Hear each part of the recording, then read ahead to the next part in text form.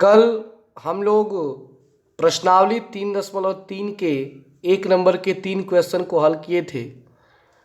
आज हम लोग 1 नंबर के 4 नंबर, 5 नंबर और 6 नंबर प्रश्न को हल करेंगे। तो चलते हैं 1 नंबर के 4 नंबर क्वेश्चन पे। किताब निकाल लेंगे, उसमें देखेंगे। समीकरण है कि 0.2x 0.3y बराबर 1.3।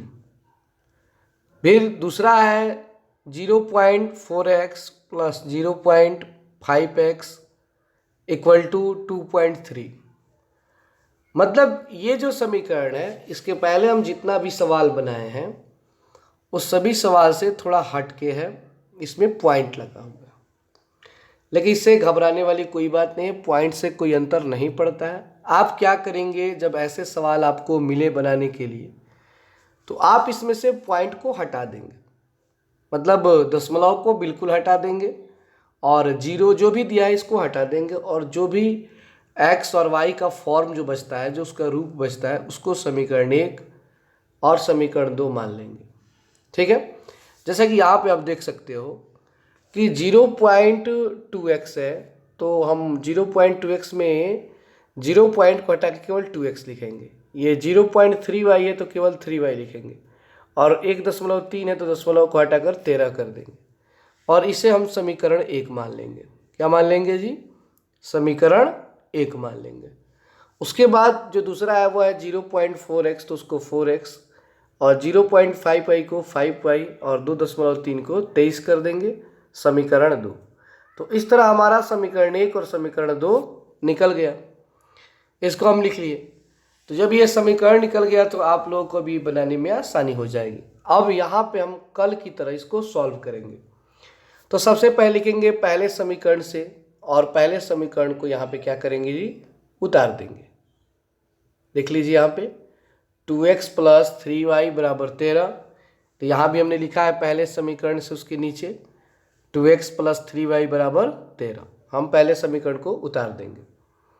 उसके बाद से हम क्या करते हैं जी? x के मान को निकालते हैं। यानी कि बाएं पक्ष में जो भी अंक हो, जो भी पद हो, उन सभी को हम दाहिने तरफ भेज देते हैं, मतलब LHS से RHS में भेज देते हैं, और केवल इधर x रखते हैं। तो देखिए यहाँ पे आप देखोगे कि 2x है और 3y है, तो 3y यानी प्लस में है, इधर आएगा तो माइनस में, बच गए यहाँ पे 2x, और पहले से तो 13 है इसमें। मतलब कहने का अर्थ है कि ये 13 पहले से है तो 13 उतार दिए, ये प्लस में 3y इधर आएगा तो माइनस 3y, और ये 2x का 2x। तो 2x और 2 जो है वो गुणा में है। 2 किस में है जी? गुणा में है। तो जब कोई अंक गुणा में है तो कहा जाता है बटा में। तो पहले से 13 माइनस 3y है, और उसके बटा में 2 चला जाएगा, तो 13 माइनस 3y बटा 2। ये हमारा हो गया x का मान। अब x के मान को समीकरण 2 में रखने पर, जैसे कि हर सवाल में हम x के मान को समीकरण 2 में ही रखते हैं। कहाँ पर रखते हैं जी? समीकरण 2 में। तो लिखेंगे x के मान को समीकरण 2 में रखने पर, समीकरण 2 क्या है? 4x प्लस 5y बराबर 23। ये हमारा समीकरण 2 है। तो इसमें जहाँ x है वहाँ पे हम x का मान 13 माइनस 3y बटा 2 रख देंगे। यानी कि यहाँ पे अब देखिए 4 है तो 4 का 4 उतार देंगे, और x के जगह 13 माइनस 3y बटा 2 लगा देंगे, और फिर प्लस में 5y है तो 5y को 5y लिख देंगे, और 23 को 23 लिख देंगे। मतलब हम 4 को 4 लिखेंगे, और जहाँ पर जो उसके बगल में x है तो उसको कोष्ठ में रख करके 13 माइनस 3y बटा 2 जो x का मान निकला है ऊपर, उसको यहाँ पे रख देंगे। फिर प्लस 5y का 5y, और बराबर में 23 है तो 23 उतार देंगे। अब हम क्या करेंगे कि बाहर जो अंक 4 है उस 4 से अंदर वाले दोनों पदों में बारी बारी से हम गुणा कर देंगे। मतलब कहने का अर्थ है कि आप देख रहे हो ये जो 4 बाहर है, ये इस 4 से हम क्या करेंगे? इस 13 में और 3y में बारी बारी से गुणा करेंगे। तो जब 4 में 13 से गुणा करेंगे तो 4 गुणा 13, तो 13 चौका कितना होता है जी? 52 होता है। 13 चौका 52। तो हम क्या करेंगे जी? कि 13 चौका लिख देंगे यहाँ पे 52। फिर माइनस है तो माइनस, अगर प्लस होता तो प्लस लिखते, लेकिन यहाँ पर माइनस है तो हम लोग माइनस लगा देंगे। और 4 से 3 में गुणा करेंगे, यानी 4 से गुणा होगा 3y में, तो 4 तिहाई 12y। तो यहाँ पे हम लिख दिए 12y। क्या लिख दिए जी? 12y। अब बटा में 2 लगा दिए, क्योंकि बटा में इसके तो 2 दिया हुआ है। तो 4 से गुणा हो गया 13 में, तो 13 चौका 52, और 4 में 3 से गुणा हुआ तो 4 तिहाई 12 हो गया। उसके बाद प्लस 5y का 5y उतार देंगे और 23 का 23 उतार देंगे। देख रहे हैं? उतार दिए। अब यहाँ पे अगला काम क्या होगा कि यहाँ पे हम भिन्न का जोड़ करेंगे। क्या करेंगे जी? भिन्न का जोड़ करेंगे। कैसे करेंगे? तो देखिए 52 माइनस 12y के बटा में तो 2 है, लेकिन 5y के बटा में कुछ भी नहीं है, तो यहाँ पे मान लेंगे 1। क्या मान लेंगे जी? कि उसके बटा में अगर कुछ भी नहीं है तो 1 है, क्योंकि किसी भी अंक के नीचे अगर कोई भी अंक नहीं होता है तो उसके बटा में 1 होता है। तो जब हम 2 और 1 का लघुत्तम निकालेंगे तो 2 आएगा। 2 और 1 का लघुत्तम क्या होगा जी? 2 होगा।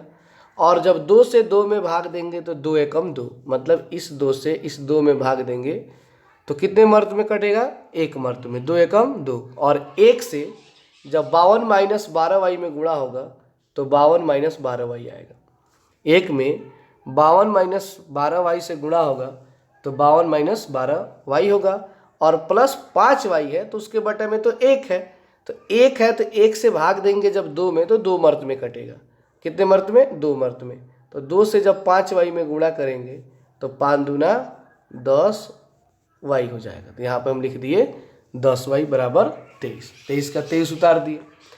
अब उसके बाद हम क्या करेंगे कि ये 52 का हम 52 उतार दिए, 10 गो y में से 12 गो y घटाएंगे, क्योंकि 12 में माइनस लगा है, अब प्लस में 10 है, तो 10 गो y में से 12 गो y घटाएंगे तो ये कभी घटेगा नहीं, क्योंकि 12 बड़ा होता है और 10 छोटा होता है। तो जब कभी भी हम छोटे अंक से बड़े अंक को घटाते हैं तो वो माइनस में आता है। तो यहाँ पे क्या हो जाएगा जी? माइनस 2y हो जाएगा। और ये जो 2 है वो तिरछा तिरछी 23 में गुणा होगा। जब 2 में 23 से गुणा होगा तो 46 होगा। 23 दूना 46 होता है। तो आगे हमारा 52 माइनस 2y बराबर 46। अब माइनस 2y का हम माइनस 2y इधर ही रहने देंगे, और जो ये 52 प्लस में है बराबर किधर आएगा तो माइनस हो जाएगा। 46 तो पहले से है, और 52 जो प्लस में है बराबर किधर आएगा तो वो माइनस हो जाएगा। और 46 से 52 कभी नहीं घटेगा, क्योंकि 46 जो है वो बड़ा अंक नहीं है, छोटा अंक है, और 52 बड़ा अंक है। तो जब बड़े से छोटे घटाते हैं तो घटता नहीं है, और घटाया जाता है तो वो माइनस में आता है। तो 46 से जब 52 घटाएंगे तो -6 आएगा। अब इधर -2y उधर -6, तो माइनस से माइनस कट जाएगा, तो 2y बराबर 6 आ गया। 2y बराबर कितना आ गया जी? 6 आ गया। तो आप देखिए 2 गुणा में तो वो कहाँ जाएगा? बटा में। 2 गुणा में तो कहाँ जाएगा जी? कोई भी अंक अगर गुणा में हो तो वो बटा में जाता है। तो 2 गुणा में है तो बटा में जाएगा, कटा देंगे तो 2 तिहाई 6, यानी y का मान आ गया 6/2, तो 2 तिहाई 6, y का मान 3। तो इस तरह y का मान 3 निकल गया। अब y के मान को समीकरण 1 में रखने पर, अब इस y के मान को हम कहाँ रख देंगे जी? समीकरण 1 में। ये आपकी इच्छा के ऊपर है, कल भी बता चुके हैं कि आप y के मान को समीकरण 1 में रखो या समीकरण 2 में रखो, ये आपकी इच्छा के ऊपर है। इसमें किसी भी प्रकार की कोई पाबंदी नहीं है। हमने यहाँ पे y के मान को समीकरण 1 में रखा है। हमारा जो समीकरण 1 है वो है 2x प्लस 3y बराबर 13। उसको उतार दिए, 2x का 2x लिख दिए, प्लस का प्लस लिख दिए, और 3y है, इसका अर्थ है कि 3 गुणे y। तो y का मान कितना है जी? 3 है, तो 3 गुणे 3 लिख दिए, और 13 का 13 उतार दिए। फिर 2x का 2x उतार दिए, 3 3 का 9 और 13 का 13। प्लस में 9 है बराबर के उधर जाएगा तो माइनस हो जाएगा, तो यहाँ पे बच गया ये प्लस में जो 9 इधर आया तो माइनस। तो 13 से 9 घटाएंगे तो 4 आएगा। 13 से 9 घटाएंगे तो क्या आएगा? 4 आएगा। तो 2x बराबर 4, और ये जो 2 है वो गुणा में तो कहाँ जाएगा? बटा में जाएगा। तो x बराबर 4/2 हो गया। x बराबर 4/2, तो 2 दूना 4, तो x का मान कितना आ गया? 2 आ गया। तो x का मान 2 आया और y का मान 3 आ गया। तो इस प्रकार हमारा सवाल नंबर 1 का 4 नंबर कंप्लीट हुआ। थोड़ा सा ही लंबा सवाल है बटा के चलते, लेकिन ज़्यादा भारी नहीं है। 1-2 बार बनाएंगे आपको समझ में ये आ जाएगा। ठीक है, तो चलिए इसको उतार लीजिए।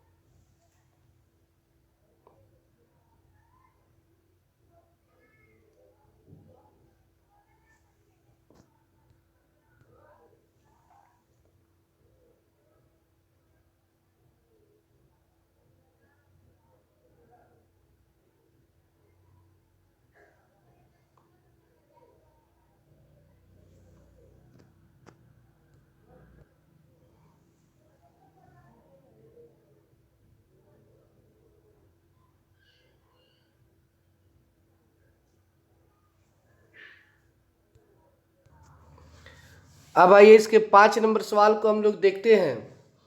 5वां सवाल रूट में है, जो आप लोग को थोड़ा सा टफ लगता है, लेकिन चिंता करने की कोई आवश्यकता नहीं है, बड़े ही इजी तरीके से इसको हम बताएंगे।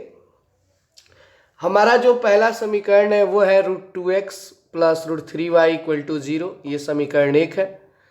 और √3x माइनस √8y बराबर 0, ये हमारा समीकरण 2 है।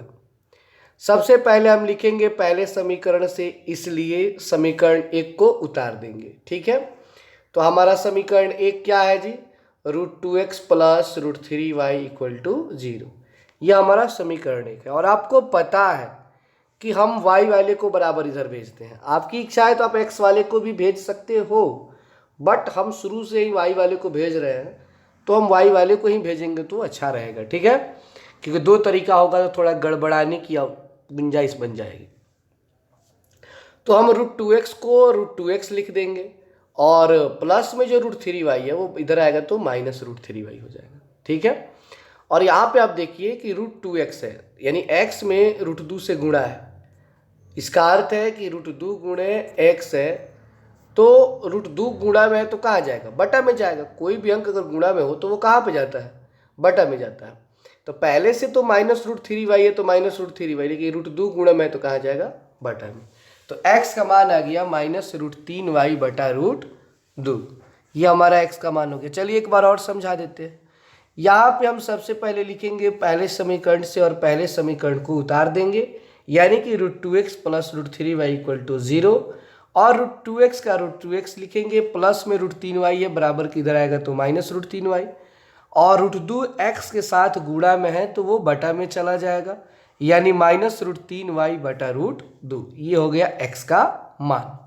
अब x के मान को हमेशा हर सवाल की तरह हम समीकरण 2 में रखेंगे। तो x के मान को समीकरण 2 में रखने पर तो आप देख सकते हो कि समीकरण 2 क्या है? √3x minus √8y equal to 0 है। तो हम लिख दिए, इसलिए √3x minus √8y equal to 0। और उसके बाद जहाँ पे x है, यानी कि √3 के बगल में x है, तो वहाँ पे हम x के मान को रख देंगे, यानी कि माइनस √3y बटा √2 को वहाँ पे पुटअप कर देंगे। आप यहाँ पे देखोगे उसके बाद क्या हुआ कि √3 का √3 लिख दिए, बीच में कुछ भी नहीं है तो गुणा लगा दिए, और x के मान के जगह लिख दिए माइनस √3y बटा √2, और माइनस √8y का √8y उसी तरह उतार दिए, और बराबर में 0। अब ऊपर ऊपर रूट वाले में गुणा होगा तो √3 में √3 से गुणा होगा तो 3 त्रिका 9 होगा, यानी 3 में 3 से गुणा होगा तो क्या हो जाएगा जी? 9 हो जाएगा, यानी माइनस √9y बटा में बच गया √2, और माइनस √8y बराबर 0 को उसी तरह उतार देंगे।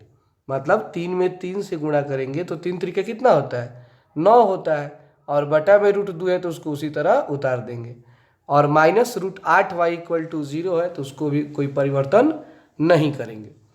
अब आपको याद होना चाहिए कि 9 का वर्गमूल कितना होता है? तो 9 का वर्गमूल 3 होता है, क्योंकि 3 त्रिका क्या होता है? 9 होता है। तो हम इस माइनस को उसी तरह उतार देंगे और 9 के जगह 3 लिख देंगे, रूट हट जाएगा क्योंकि 9 का वर्गमूल 3 हो जाएगा। y का y लिखेंगे, बटा में √2 का √2 उतार देंगे, और ये जैसे है उसको उसी तरह उतार देंगे। उसके बाद हम क्या करेंगे? भिन्न का घटाव करेंगे। क्या करेंगे जी? भिन्न का घटाव करेंगे। तो माइनस 3y के बटा में √2 है, तो √2 है, और इसके बटा में कुछ भी नहीं है तो 1 है। तो किसी भी संख्या के नीचे कुछ भी नहीं होता है, तो आपको बार बार बता चुके हैं कि उसके नीचे 1 होता है। तो √2 और 1 का लघुत्तम √2 होगा। √2 और 1 का लघुत्तम क्या होगा? √2 होगा। तो √2 निकल गया लघुत्तम। अब √2 में √2 से भाग देंगे, √2 में √2 से भाग देंगे तो 1 मर्त में कटेगा। कितने मर्त में कटेगा जी? 1 मर्त में। और इस 1 से जब माइनस 3y में गुणा करेंगे तो माइनस 3y होगा।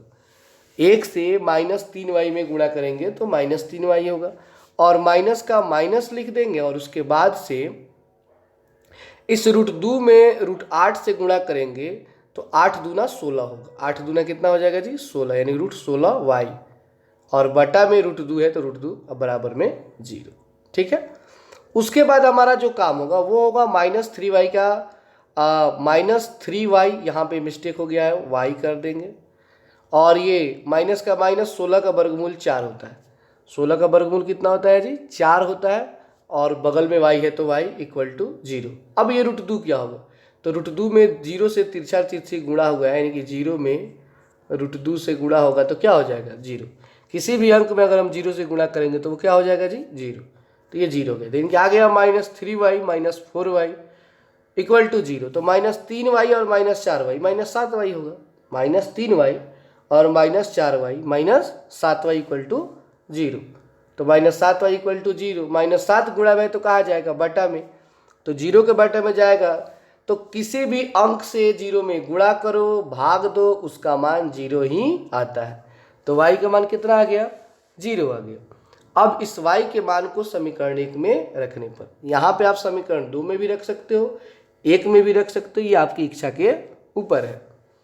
तो समीकरण 1 को हमने लिख दिया √3x + √3y = 0, और √2x का √2x उसी तरह उतार देंगे, और 3 का 3 बीच में गुणा लगाएंगे, y का मान 0 इक्वल टू में 0।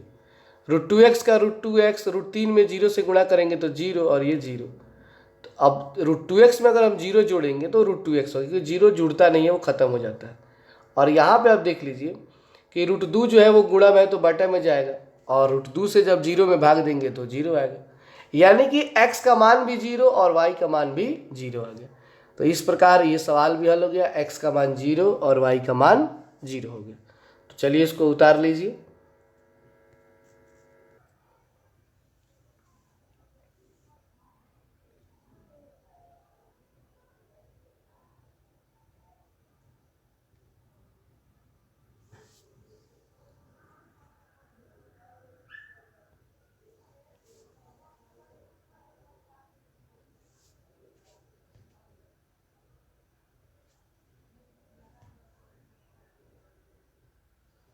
यहाँ पे सुधार दीजिएगा, नीचे -3x है, वहाँ पे 3y कर दीजिएगा। -3x है ना नीचे सबसे, तो वहाँ पे x को y बना दीजिएगा, नहीं तो गलत हो जाएगा।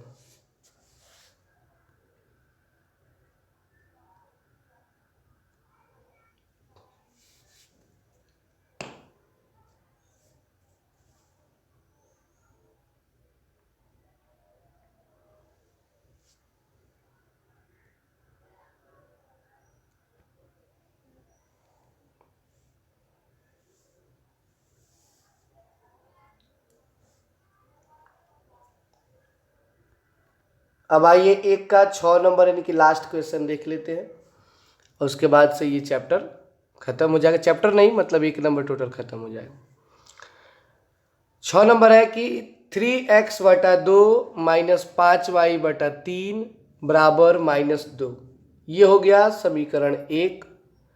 फिर है x/3 + y/2 बराबर 13/6, ये हो गया समीकरण 2। सबसे पहले क्या लिखते हैं? तो पहले समीकरण से क्या लिखा जाता है जी? पहले समीकरण से, और उसके बाद हम लोग पहले समीकरण को उतार देंगे। तो इसलिए 3x/2 -5y/3 इक्वल टू -2। यहाँ पे सबसे पहले हम x का मान निकालने से पहले इसका भिन्न का घटाव करेंगे। तो 2 और 3 का लघुत्तम होगा 6। 2 और 3 का लघुत्तम क्या होगा जी? 6 होगा। जब 2 से 6 में भाग देंगे तो 3 मर्त में कटेगा, क्योंकि 2 का 2, 2 दूना 4, 2 तिहाई 6, और उस 3 से इस 3x में गुणा करेंगे तो 3 त्रिका 9x होगा। माइनस का माइनस, और 3 से जब भाग देंगे 6 में तो 3 दूना 6 होगा, और 2 से जब 5 में गुणा होगा तो 2 पचे 10y बराबर में -2। उसके बाद हम क्या करेंगे कि 9x - 10y को उसी तरह उतार देंगे, और 6 में -2 से जब गुणा होगा तो ये -12 हो जाएगा। 6 में -2 से गुणा होगा तो क्या होगा जी? -12 हो जाएगा। इसके बाद से हम क्या करेंगे कि इसमें x का मान निकालने के लिए हम इस -10y को बराबर के इधर भेज देंगे तो +10y हो जाएगा। कौन 10y हो जाएगा? +10y। और पहले से तो इसमें -12 है, तो -12 का -12, और ये प्लस में माइनस में जो 10y है इधर आएगा तो +10y, और इधर बच गया 9x। तो 9x बराबर -12 प्लस 10y, और 9 गुणा में है, ये 9 गुणा में तो कहाँ चला जाएगा, बटा में। तो x का मान क्या आ गया, -12 प्लस 10y बटा 9। अब x के मान को समीकरण 2 में रखने पर, क्योंकि जब भी x का मान निकल जाता है तो उसके मान को हम समीकरण 2 में ही रखते हैं। तो समीकरण 2 में जब रखेंगे तो समीकरण 2 क्या है, x बटा 3 प्लस y बटा 2 बराबर 13 बटा 6। तो x बटा 3 प्लस y बटा 2 बराबर 13 बटा 6 रख दिए। अब इसका भिन्न का पहले जोड़ कर देंगे, तो 3 और 2 का लघुत्तम 6 हो गया। 3 से 6 में भाग देंगे तो 3 दूना 6, और उस 2 से ऊपर वाले x में गुणा करेंगे तो 2x होगा। प्लस का प्लस, फिर 2 से भाग देंगे 6 में तो 2 तिहाई 6, 3 मर्त में कटा, तो इस 3 से जब y में गुणा होगा तो 3y और बराबर में 13 बटा 6। उसके बाद हम क्या करेंगे कि इस 6 से 6 को कटा देंगे, क्योंकि नीचे नीचे अंक बराबर हो तो भी कट जाता है और ऊपर ऊपर अंक बराबर है तो भी कट जाता है। तो हमारा ऊपर बच गया 2x प्लस y और बराबर में 13।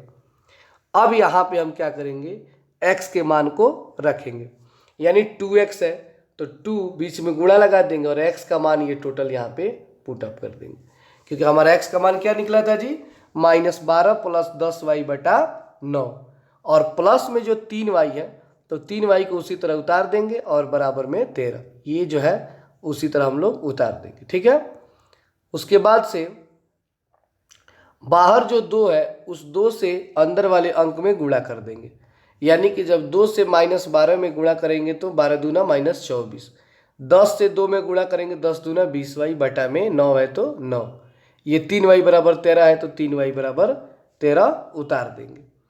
अब यहाँ पे भिन्न का जोड़ करेंगे फिर से एक बार, मतलब 3y के बटा में तो कोई अंक नहीं है तो 1 मान लेंगे, लेकिन इनके बटा में 9 है, इसके बटा में 1 और इसके बटा में 9, तो 9 और 1 का लघुत्तम जो होगा वो 9 होगा। 9 और 1 का लघुत्तम क्या होगा, 9 होगा।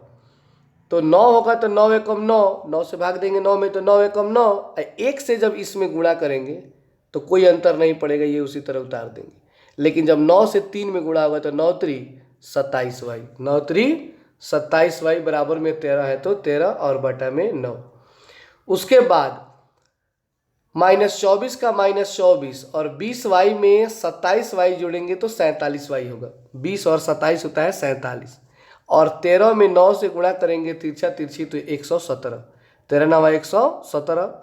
उसके बाद स्टेप में ये जो -24 है बराबर किधर आएगा तो +24, और पहले से इसमें 117 है तो 47y बराबर 117 प्लस 24। तो 117 में जब 24 जोड़ेंगे तो 141 आएगा। 117 में जब हम 24 जोड़ेंगे तो 141 आएगा, और उसके बाद 47y, तो 47y यानी 47 से y में गुणा है तो 47 गुणा में तो कहाँ जाएगा, बटा में, तो 141 के बटा में जाएगा, और उस 47 से भाग देंगे जब 141 में तो ये 3 मर्त में कटेगा। कितने मर्त में कट जाएगा जी, 3 मर्त में। तो हमारा y का मान कितना आ गया, 3 आ गया। अब y का मान निकल गया तो यहाँ पे आपका मन करे तो समीकरण 1 में रखो, समीकरण 2 में रखो। तो y के मान को समीकरण 1 में रखने पर, ठीक है, तो y के मान को समीकरण 1 में रखेंगे तो यहाँ पे ध्यान दीजिए समीकरण 1 में नहीं रखें, ये समीकरण 1 का ही रूप है। जैसे कि ऊपर देखेंगे हम पहले समीकरण से चले थे तो x का मान यही ना आया था, ये पहले समीकरण है टोटल, ये टोटल पहला समीकरण है, तो हम इसका यूज करेंगे, नहीं तो फिर इतना करना पड़ेगा। तो यहाँ पे डायरेक्ट मान रख देंगे तो हमारा x का मान निकल जाएगा। देख लीजिए वो रख दिए, -12 का -12 प्लस का प्लस 10 का 10 बीच में गुणा और y का मान 3 बटा 9। उसके बाद ये -12 10 तिहाई 30, 30 से 12 घटाएंगे तो 18 बटा में 9, जब 9 से 18 में भाग देंगे तो 9 दूना 18, x का मान 2। तो इस प्रकार इस सवाल का आंसर किया गया, x का मान 2 और y का मान 3। तो हमारा 1 नंबर सवाल कंप्लीट होगा। आप लोग शायद प्रतिस्थापन विधि सीख गए होंगे, थोड़ा बहुत कहीं प्रॉब्लम होगा तो धीरे धीरे वो भी दूर हो जाएगा, पहली बार पढ़ रहे हैं। ठीक है, तो चलिए इसको उतार लीजिए।